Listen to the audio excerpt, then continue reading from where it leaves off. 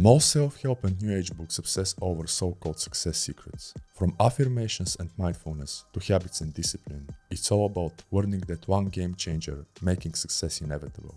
While I don't believe such a thing actually exists, there's an insight I share with my younger self based on 5 years of magic, about 8 of self-help and more than 30 of living.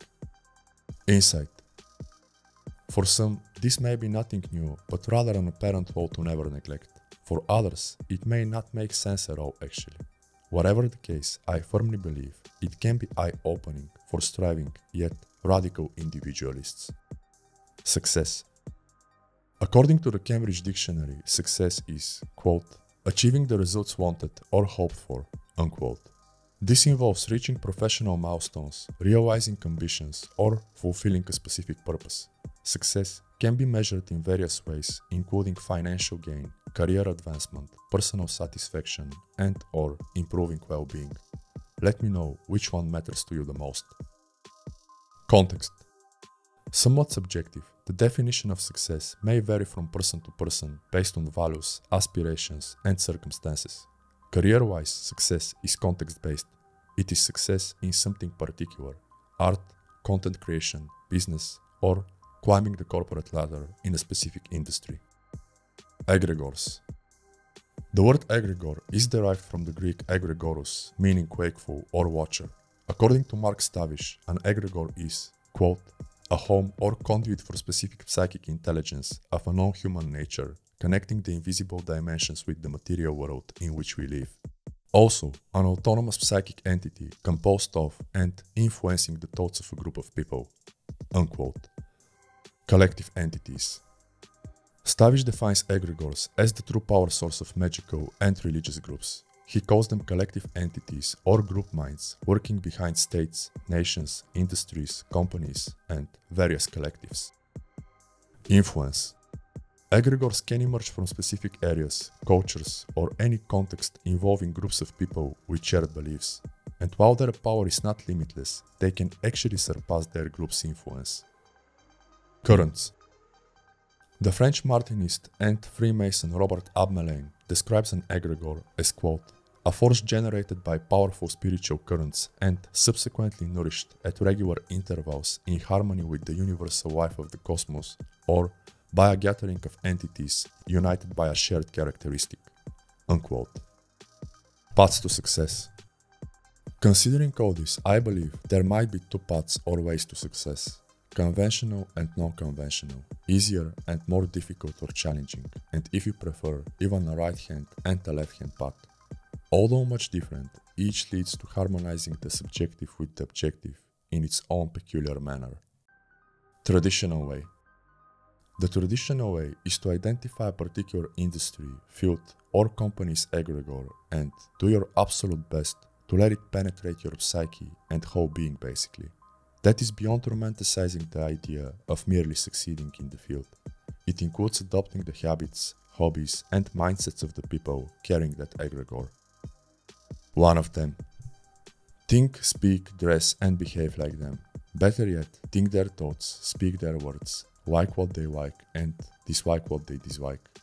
In this case, following your passion and/or building phenomenal skills is not as helpful as readily identifying with the group. And if you can't, you kinda lose, no matter how passionate or proficient you are, though these things can also help. Good enough. On the contrary, accomplishing the previous almost certainly grants success even with mediocre skills. Based on my observations, average performers often outshine exceptional ones by only or mostly having this. It is because they dissolve within the egregore, whereas the others cannot be recognized as part of it. Let me know if you agree. 5 and 6. Once the mentioned is accomplished, the egregore starts opening doors for the person. 5. The individual, employee, or worker completely identifies with 6, which is the company or culture or both. Thelema. Thelema recognizes one's true you as an extension of the divine. In this case, one's successful career becomes an extension of the company or culture's destiny, benefiting from its momentum and inertia and everything that comes with that. There is nothing to harmonize further, as this 5 is already an extension of 6. Let me know if you agree. You take advantage of the egregore spiritual currents as your entity feeds it. And speaking of inertia, on this path, it may be best to look for opportunities that are most immediately and readily available / accessible, and thus follow the path of least resistance. A mirror. If you want to sell a product, be like your customers, mirroring their egregore. The more you are, the more the egregore will recognize those transactions as basically rejuvenating itself, fostering your business. Apparently, you're a bona fide star within that aggregate of stars. On the other hand, the less you are, the more you will likely feel they are gatekeepers or something similar. Non-conventional way. The second way vastly differs from everything covered. It focuses on maximally building oneself so one's work and skill set can actually allow separation and difference, and even implied. Unlike the former, where proficiency plays a minor role, this path is all about what Cal Newport defines as being so good they cannot ignore you. Excellence. This is how you make the objective harmonize with your will, as described in the book Words of the Left-Hand Path. And while Sethians celebrate academic excellence, I believe striving for it in any field is the only way to actually increase the chances of the objective harmonizing with your will. On the first path, excellence is kinda optional. On this one, it is non-negotiable. Freedom. According to Christopher Hart, the second is the path of freedom, as one utilizes one's strengths and talents to build a product or service that is actually valuable, sell it, and be left alone by society. Perhaps such products and services can be viewed as subjective universes one creates to merely interact with the objective on their own terms, like Napoleon Hill's Go-Getters and Michael Aquino's Mindstar. Let me know if you agree. Price. Needless to say, the second path is not for those intolerant to intense solitude, sacrificing leisure, rigorous self-improvement, and skill acquisition. It is often the path of the innovator, as it requires not just excellence, but an actually diversified skill set and a unique perspective, or even what Robert Greene defines as Da Vinci perspective. Higher demands.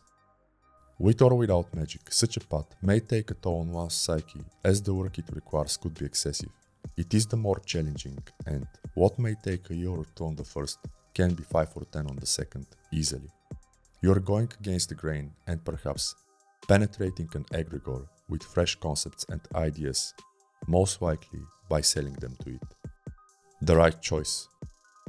The key is to choose wisely based on who you are. Success may not be that much about building that exotic skill or craft, but recognizing the kinds of people who have what you want and your actual tendency to become or not become one of them.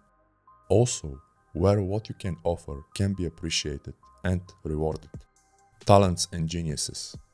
Contrary to popular belief, I don't really think the world is full of talents and geniuses who do not receive recognition because they do not work or persevere hard enough.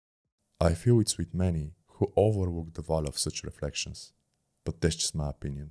Let me know if you agree, do not be one of them, and thank you for your time.